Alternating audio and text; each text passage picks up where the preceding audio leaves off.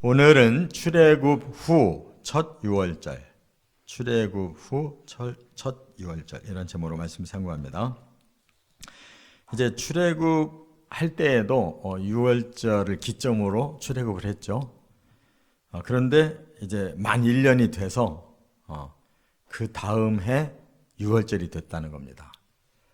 이처럼 1년이 지나는 동안에 바로 이스라엘 백성들은 이제 광야에서 머물면서 시내산에서 율법을 받고 또 그 율법을 또 가르쳐주고 또 그동안에 또 금송아지 사건도 이렇게 있어서 뭐 징계도 많은 사람이 죽고 이러한 이제 과정을 통해서 충분히 백성들에게 율법을 가르쳐 줬습니다. 그리고 이제 출발만 하면 되는데 만 1년이 돼서 이제 또 유월절을 이제 맞이하게 되니까 하나님께서 이 유월절 절기 지키고 이제 출발을 시킨 거예요. 그런데 하나님이 오늘 이 9장에서 유월절 이제 말하자면 첫돌을 맞이했잖아요. 첫돌 만 1년. 그래서 이 유월절을 처음 너희들에게 10번째 죽음의 재앙이 왔을 때 그 행했던 그 6월의 그 행사를 그대로 진행하라고 이렇게 말씀했어요. 그것은 이제 6월절의 그 깊은 뜻을 다시 한번 꼭 새기고 계속 영원한 규례로 하나님 앞에 지켜라 그렇게 말씀한 거예요. 그래서 이 6월절을 하나님은 세 가지 의미로 우리 사람들에게 지키게 하신 거예요. 첫째는 1절부터 5절에 보면 구원받은 날을 기억하라는 거예요. 6월절의 가장 중요한 주제는 구원입니다. 10번째 재앙이 임할 때 이스라엘 사람이든 또 애굽 사람이든 간에 무조건 첫 해는 죽인다. 다 죽어야 되는데 그 상징적으로 첫 자녀 그리고 짐승은 첫 새끼는 이 죽음의 재앙이 지나갈 때 다 죽는다는 거예요. 그런데 비밀을 유대인들에게 가르쳐 주신 겁니다. 너희가 어린 양 잡아서 그 피를 문설주와 인방에 발라라. 그리고 고기를 집 안에서 구워서 계속 밤새 먹고 있으면 죽음이 지나갈 거다. 그게 6월 넘어간다는 뜻이에요.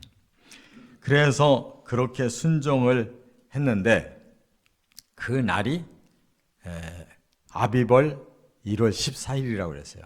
그러니까 종교력으로 1월 14일이란 말이에요.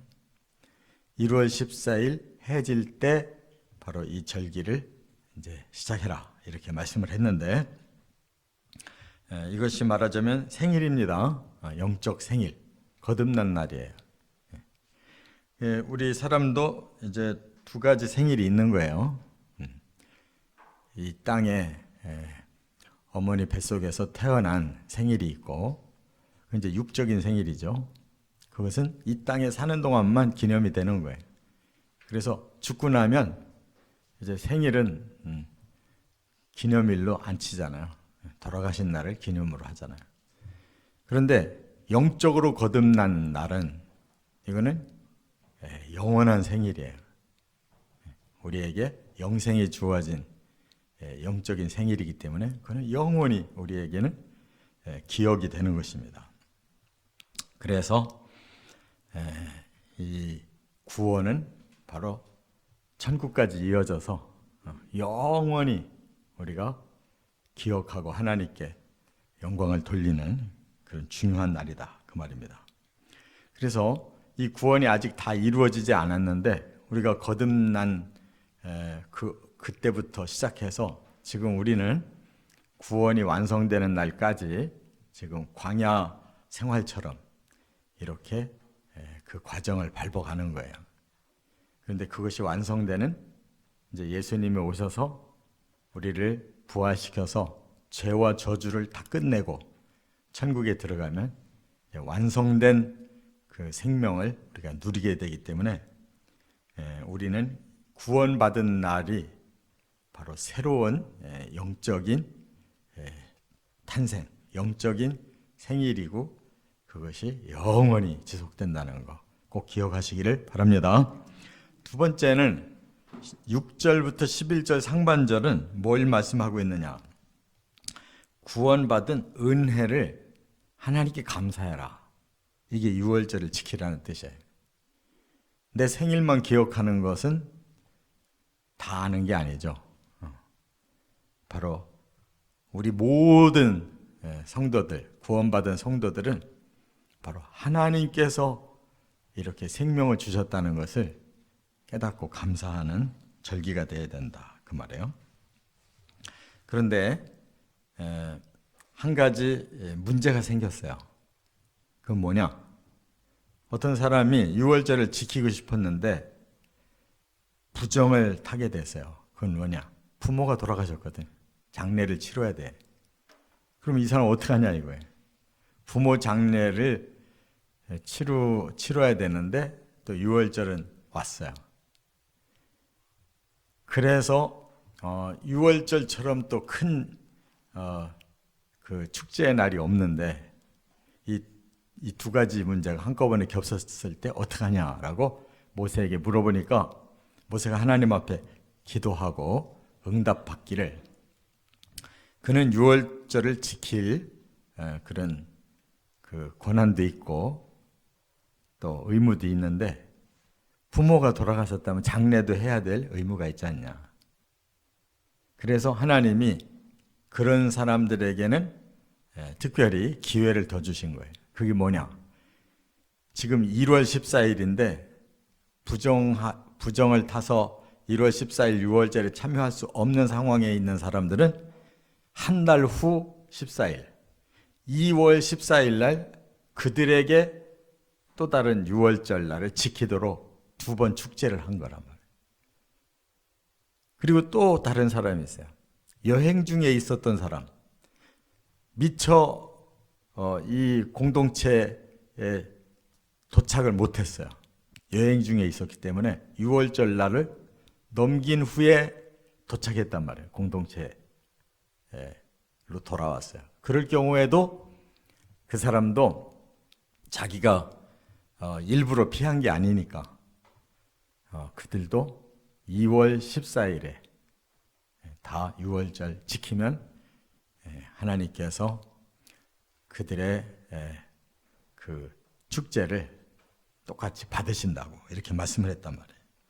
그러니까 하나님은 여기서 뭘 강하게 주장하신 거냐면 날짜가 달라도 6월절 정신은 꼭 깨달아야 된다는 거예요. 잊지 말고 6월절을 지키라는 거예요. 그건 뭐예요? 우리가 구원받은 게 얼마나 중요한 일인가. 하나님이 날짜를 달리해서라도 2번의 축제를 해서라도 사람들은 다 그 구원의 날을 지킴으로써 하나님께 구원을 주신 걸 감사해라 그 말이에요. 그러니까 하나님의 마음에 그 주신 은혜를 사람들이 다 느끼면서 살기를 원하시는 거예요. 그래서 하나님께 그 구원의 기쁨을 계속 간직하고 살으라는 거예요. 이것이 하나님의 마음이라는 것을 깨달아야 됩니다. 끝으로 세 번째 11절 하반절부터 14절에 그래서 이제 더 구체적으로 주신 말씀이 구원받은 감격을 되새겨라. 이 새김질이 참 중요한 거예요. 하나님이 정한 음식을 이렇게 먹어야 될 정한 음식을 기준으로 한 것이 뭐냐? 새김질 하느냐 못하느냐 가지고 따지신 거예요.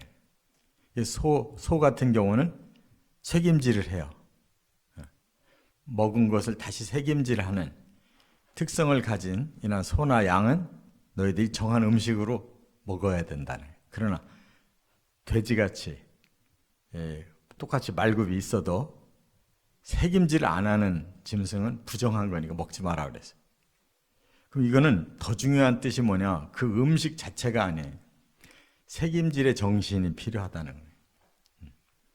하나님께서 우리에게 이 구원을 주셨다면 그 구원의 감격이 하루만 축제로 끝나면 안 된다는 거예요. 하루만 감사해서는 안 된다는 거예요. 책임질이 필요하다. 계속 마음에 그 감격을 품고 살으라는 거예요. 할렐루야. 우리가 구원은 영원히 주어지는 거기 때문에 내가 거듭난 날이 어느 날이다, 그날 하루만 기뻐하고 하나님께 하루만 감사하는 건 이건 세상의 생일이지 영적 생일은 그렇게 하는 게 아니다. 구원받은 그날부터 영원히 우리는 그 현장 속에 살아가는 거예요. 구원의 감격은 날마다 누리는 거예요. 영원히 책임질 돼야 되는 거예요. 그 정신으로 살으라는 뜻인 줄 깨달으시기 바랍니다. 그래서 한 가지 징표를 하나님이 주셨는데 그게 뭐냐? 너희들이 유월절 양을 잡거든 그 문설주와 임방에 그 피를 발랐고 밤새도록 그 고기를 먹는데 반드시 지켜야 될 것이 하나 있다. 뭐냐? 그 양의 뼈를 꺾지 말라 그랬어요. 뼈를 꺾지 마라. 뼈를 꺾는다는 말은 끝낸다는 뜻이에요. 끝낸 거예요. 뼈를 꺾는 거는. 그래서 꺾지 말라고 이렇게 친히 명령을 내리셨어요. 그러니까 그냥 우리는 양을 잡아먹는 데 의미가 있는 게 아니라 이 양이 우리를 위해 희생해 줌으로 우리가 구원받았다는 거예요. 그게 더 강조점이에요. 그래서 다른 날 양 잡아먹는 거하고 유월절 날 양 잡는 거하고 다른 거예요. 그 특징은 뼈를 꺾지 말라는 거예요. 온전히 우리를 위해서 대신 희생돼서 우리가 구원받은 그 양의 희생을 생각해야 되는 거예요. 그런데 이것이 오늘 이 본문에서 말씀한 것으로 끝나지 않고 하나님은 다시 그 말씀을 시편에서 또 하셨어요. 뭐라고 되어 있느냐? 시편 34편 20절에 보니까 이게 메시아 예언인데 거기에 그의 모든 뼈를 보호하시며 그 중에서 하나도 꺾이지 아니하도다. 바로 유월절날 대신 죽어야 하는 그 어린 양을 뼈를 꺾지 않게 하신 것처럼 하나님은 장차 오실 메시아도 희생이 되시나 뼈를 꺾지 않는다라고 하나님이 다시 언약을 주신 거예요. 시편 34편 20절에. 그러면 정말로 그 메시아가 그 십자가에 달려 죽으실 때 뼈가 꺾이면 안 되잖아요. 그가 어린 양인데 뼈가 안 꺾이는 어린 양이어야 되는 거예요. 그렇다면 예수님의 십자가가 일어나는 현장에서 뼈가 꺾이지 않는 기적이 일어나야 되는 거예요. 할렐루야. 그렇게 됐느냐? 그렇게 됐어요. 그래서 요한복음 19장 36절에 보면 이 일이 일어난 것은 그 뼈가 하나도 꺾이지 아니하리라 한 성경을 응하게 하려 하심이라 그랬어요. 아주 의도적으로 다른 사람은 다 뼈 꺾어서 죽였는데 예수님은 뼈가 꺾이지 않았다. 왜? 이미 돌아가셔서. 그렇다면 사람들은 그 뼈를 꺾어서 죽이려고 하는 거란 말이에요. 아직 안 죽었어? 그러면 뼈를 꺾어서 빨리 죽여. 그런 의미란 말이에요. 근데 이미 메시아는 이미 희생을 완료하셨어요. 그래서 그 사람들이 죽었으면 뼈 꺾을 일이 없어. 나도 그런 거란 말이에요. 하나님의 의도가 출애굽에서 시편을 거쳐서 요한복음 19장에 예수님의 십자가 현장에서 그 뼈를 꺾지 않는다고 하는 언약이 그대로 이루어졌단 말이에요. 우리는 죽음이 완료된 사람들이에요. 다시 꺾을 필요가 없는 구원이 이미 메시아를 통해 이루어진 사람들이란 말이에요. 할렐루야. 사람의 뼈가 꺾인다는 건 대단히 무서운 일인 거예요.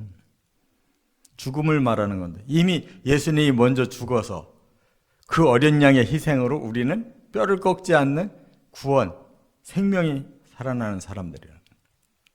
이게 복음의 비밀이라는 걸 깨달으시 바랍니다. 이걸 못 깨달으면 성경이 안 풀려요. 뭘 뜬금없이 이렇게 이런 말들이 있나. 하나님은 줄기차게 뼈를 꺾지 않는다라고 언약하신 말씀을 줄기차게 끌고 가시잖아요. 완료시켰잖아요. 우리를 위해서.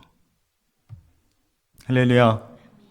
메시아가 대신 죽어서 우리는 뼈가 꺾이지 아니하는 다시 사는 영생하는 우리에게 구원을 주셨다는 거예요. 그러니까 그 감격을 어떻게 해야 되겠어요? 계속 되살려야지.